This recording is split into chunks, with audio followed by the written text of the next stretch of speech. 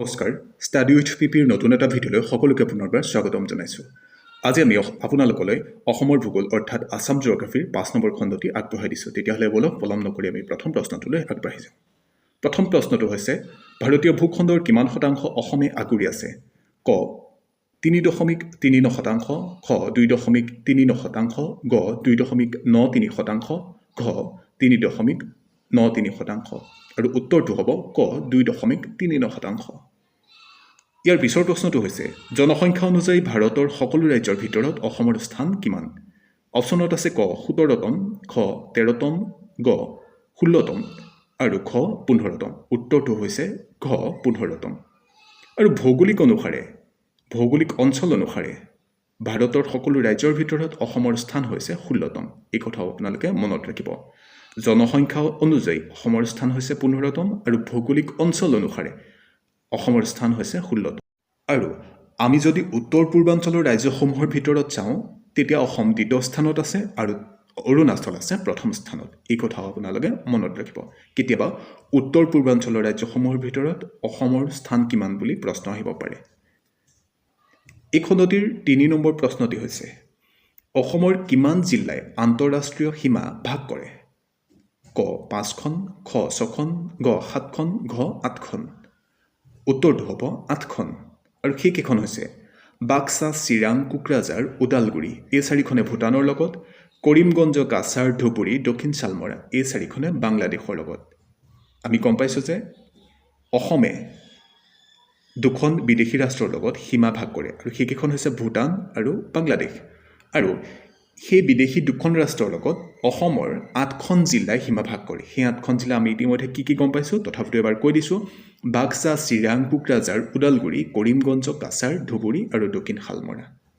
এই ৮খনে ভূটান আৰু বাংলাদেশৰ লগত সীমা ভাগ কৰে। লগতে মনত ৰাখিব, অসমৰ ২৪খন জিলাই আন্তঃৰাজ্যিক সীমা ভাগ কৰে। আপোনালোকে বাৰু কোন জিলাত বাস কৰে, সেইখন জিলাই কোনো ৰাষ্ট্ৰৰ লগত আন্তঃৰাষ্ট্ৰীয় সম্পৰ্ক বা কোনো ৰাজ্যৰ লগত আন্তঃৰাজ্যিক সীমা যদি ভাগ কৰে, কোনখন ৰাষ্ট্ৰৰ লগত বা কোনখন ৰাজ্যৰ লগত আন্তঃৰাষ্ট্ৰীয় বা আন্তঃৰাজ্যিক সীমা ভাগ কৰে, কমেণ্ট কৰি জনাবচোন। এই খণ্ডৰ ৪ নম্বৰ প্ৰশ্নটো হৈছে, লাচিত মৈদাম কোন জিলাত অৱস্থিত? অপশ্যনত আছে ক যোৰহাট, খ নগাঁও, গ গোলাঘাট, ঘ শিৱসাগৰ। উত্তৰটো হ'ব ক যোৰহাট। এই খণ্ডৰ ৫ নম্বৰ প্ৰশ্নটি হৈছে, বৰপেটা সত্ৰ কোনে প্ৰতিষ্ঠা কৰিছিল? অপশ্যনত আছে ক শংকৰদেৱ, খ মাধৱদেৱ, গ অনিৰুদ্ধদেৱ, ঘ গোপালাতা। উত্তৰটো হ'ব খ মাধৱদেৱ। অৰ্থাৎ মাধৱদেৱে বৰপেটা সত্ৰ প্ৰতিষ্ঠা কৰিছিল। বৰপেটা সত্ৰ অসমৰ বৰপেটা জিলাৰ বৰপেটা চহৰত অৱস্থিত এখন ঐতিহ্যমণ্ডিত সত্ৰ। মাধৱদেৱে ১৫০৫ শকত অৰ্থাৎ ১৫৮৩ খ্ৰীষ্টাব্দত বৰপেটা সত্ৰ প্ৰতিষ্ঠা কৰিছিল। আৰু তাত তেওঁ ৮ বছৰ ধৰি আছিল। তেওঁ শ্ৰী মথুৰা দাস বুঢ়াতাক সত্ৰৰ প্ৰথম সত্ৰাধিকাৰ হিচাপে নিযুক্তি দিছিল। আজি আমি অসমৰ ভূগোল অৰ্থাৎ আছাম জিঅ'গ্ৰাফীৰ যিটো ছিৰিজ আগবঢ়াইছিলোঁ, তাৰে আজি ৫০টা প্ৰশ্নোত্তৰ কমপ্লিট কৰিম। আমি যদিও ১০০টা বচা প্ৰশ্ন উত্তৰ নিৰ্বাচন কৰি লৈছিলোঁ এই ছিৰিজটোত, তথাপিতো আমি সেই ১০০টাৰ লগত জড়িত বিভিন্ন ধৰণৰ তথ্য, বিভিন্ন ধৰণৰ কথা, বিভিন্ন বিষয় আমি আপোনালোকৰ লগত বিশ্লেষণ কৰিবলৈ চেষ্টা কৰিছিলোঁ, যাতে আপোনালোকে ১০০টাৰ জৰিয়তে বহুখিনি অসমৰ ভূগোল বা আছাম জিঅ'গ্ৰাফীৰ বিষয়ে জনাত যাতে উপকৃত হয়। আমি আশা কৰিছোঁ আপোনালোকে এই MCQ ছিৰিজটোৰ দ্বাৰা যথেষ্টখিনি উপকৃত হৈছে। যদি সঁচাকৈ উপকৃত হৈছে, তেতিয়াহ'লে আশা কৰিছোঁ আপোনালোকে আমাৰ এই ইউটিউব চেনেলটো আপোনালোকৰ বন্ধু বান্ধৱীলৈ শ্বেয়াৰ কৰি দিব। আৰু আপোনালোকে গম পাইছে যে আমি ইতিমধ্যে বহুকেইটা বিভিন্ন ধৰণৰ বিষয় লৈ ছিৰিজ আপোনালোকলৈ আগবঢ়াই আছোঁ। সেইসমূহ আপোনালোকে প্লেলিষ্টত গৈ চাব পাৰিব। তেতিয়াহ'লে বলক আমি ইয়াৰ পিছৰ প্ৰশ্নটোলৈ আগবাঢ়ি যাওঁ। এই খণ্ডটোৰ ৬ নম্বৰ প্ৰশ্নটো হৈছে, অসমৰ কোনটো একমাত্ৰ পাহাৰীয়া ষ্টেচন? কোনটো অসমৰ একমাত্ৰ পাহাৰীয়া ষ্টেচন? ক হাফলং, খ জাতিংগা, গ উমৰাংচু, ঘ আমৰেং। উত্তৰটো হ'ব ক হাফলং। আৰু এই হাফলং ডিমা হাছাও জিলাত অৱস্থিত। ইয়াৰ সাগৰৰ পৰা উচ্চতা প্ৰায় ৬৮০ মিটাৰ। হাফলং অসমৰ স্কটলেণ্ড হিচাপে খ্যাত। আমি এই কথা সকলোৱে জানো যে অসমৰ স্কটলেণ্ড বুলিলে আমি হাফলঙক বুজোঁ। কিন্তু আপোনালোকে এইটো ভুল নকৰিব যে উত্তৰ পূবৰ স্কটলেণ্ড বুলিলে কিন্তু হাফলঙক নুবুজে। উত্তৰ পূবৰ স্কটলেণ্ড বুলিলে শ্বিলঙৰ কথা কোৱা হয়। এইটো কনফিউজ আপোনালোকে আশা কৰিছোঁ আজি দূৰ কৰিছে।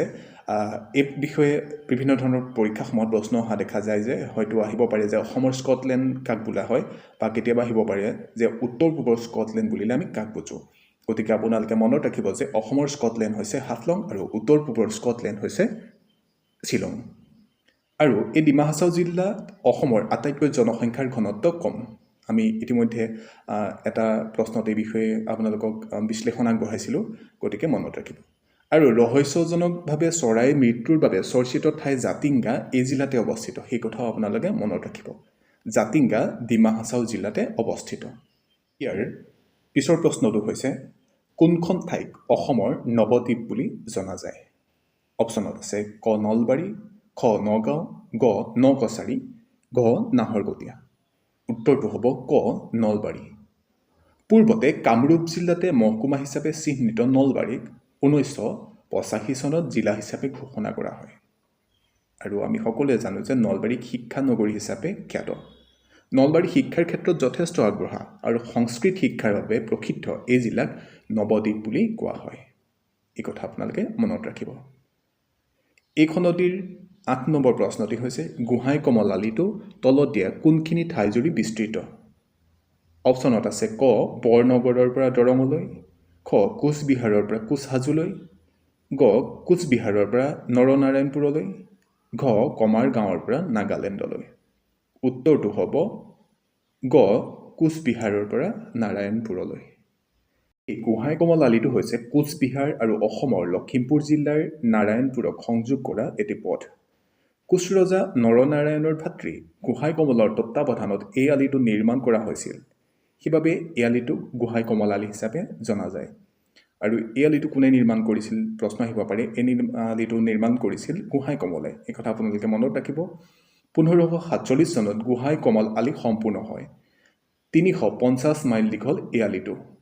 এই আলিটো পূৰ্ণাংগ ৰূপত অৱশ্যে এতিয়া পোৱা নাযায়। ইয়াৰ অৱশিষ্ট কিছু অৱস্থা কিছু ঠাইত পোৱা যায়। বৰ্তমান বৰপেটাৰ সৰ্বুক অঞ্চলত ইয়াৰ কিছু অংশ অৱস্থিত। এই খণ্ডটিৰ 9 নম্বৰ প্ৰশ্নটো হৈছে নৱগ্ৰহ মন্দিৰ কোন পাহাৰত অৱস্থিত? অপশ্যনত আছে ক নীলাচল, খ চিত্ৰাচল, গ সন্ধ্যাচল, ঘ মণিকোট পাহাৰ। উত্তৰটো হ'ব খ চিত্ৰাচল পাহাৰ। আৰু আমি সকলোৱে জানো যে নীলাচল পাহাৰত অৱস্থিত কামাখ্যা, আৰু সন্ধ্যাচল পাহাৰত অৱস্থিত বশিষ্ঠ আশ্ৰম, আৰু মণিকোট পাহাৰত অৱস্থিত আছে হাজোৰ হয়গ্ৰীৱ মাধৱ মন্দিৰ। এইখিনিতে আৰু এটা কথা আমি মনত ৰাখি থোৱাটো অতিকে দৰকাৰ যে দৌল গোবিন্দ মন্দিৰ উত্তৰ গুৱাহাটীৰ চন্দ্ৰভাৰতী পাহাৰত অৱস্থিত। এই খণ্ডৰ একেবাৰে শেষৰ প্ৰশ্নটি হৈছে, অৰ্থাৎ এই চিৰিজটোৰ 50তম প্ৰশ্নটি হৈছে অসমৰ দিয়াচেলাই অৰ্থাৎ জুইশলা কাৰখানা ক'ত অৱস্থিত আছে? বা অসমৰ দিয়াচেলাই অৰ্থাৎ জুইশলা কাৰখানা ক'ত আছে? ক কামৰূপ, খ শিলঘাট, গ বোকাজান, ঘ ধুবুৰী। উত্তৰটো হ'ব ঘ ধুবুৰী। আৰু আমি সকলোৱে জানো যে নামৰূপত আছে সাৰ কাৰখানা, শিলঘাটত আছে মৰাপাট কাৰখানা, আৰু বোকাজানত আছে বিলাতী মাটিৰ কাৰখানা অৰ্থাৎ চিমেণ্টৰ কাৰখানা। আপোনালোকলৈ একেবাৰে শেষত এটি প্ৰশ্ন আগবঢ়াইছোঁ। এই প্ৰশ্নটি হৈছে যে এছিয়াৰ ভিতৰত আটাইতকৈ ডাঙৰ শুকান মাছৰ বজাৰখন ক'ত অৱস্থিত? সেই বজাৰখন অসমতে অৱস্থিত। আপোনালোকে জনাব যে ক'ত অৱস্থিত, অসমৰ ক'ত অৱস্থিত। এছিয়াৰ ভিতৰত আটাইতকৈ ডাঙৰ শুকান মাছৰ বজাৰখন ক'ত অৱস্থিত? মই এটা হিণ্টছ দি দিছোঁ যে অসমতে অৱস্থিত, খালি অসমৰ ক'ত অৱস্থিত সেইটো আপোনালোকে কমেণ্ট কৰি জনাব বুলি আশা ৰাখিলোঁ। আজিলৈ ইমানেই। আজিও আমি আপোনালোকলৈ বচা 10টা অসমৰ ভূগোলৰ প্ৰশ্নোত্তৰ আগবঢ়ালোঁ। আশা কৰিছোঁ এই প্ৰশ্নোত্তৰখিনিয়ে আপোনালোকক যথেষ্টখিনি উপকৃত কৰিছে। পুনৰবাৰ কৈছোঁ, যদি আমাৰ এই ভিডিঅ'টো চাই ভাল লাগিল তেতিয়াহ'লে এই লিংকটো আপোনালোকে বন্ধু বান্ধৱীলৈ শ্বেয়াৰ কৰাৰ লগতে আমাৰ আহি থকা ভিডিঅ'সমূহ পাই থাকিবৰ কাৰণে ইউটিউব চেনেলটো ছাবস্ক্ৰাইব কৰি দিব। আৰু আপোনালোকে জানে যে আমি বিভিন্ন ধৰণৰ চিৰিজ আপোনালোকলৈ আগবঢ়াই আছোঁ, গতিকে সেই চিৰিজসমূহ আপোনালোকে প্লে'লিষ্টত গৈ চাব পাৰিব।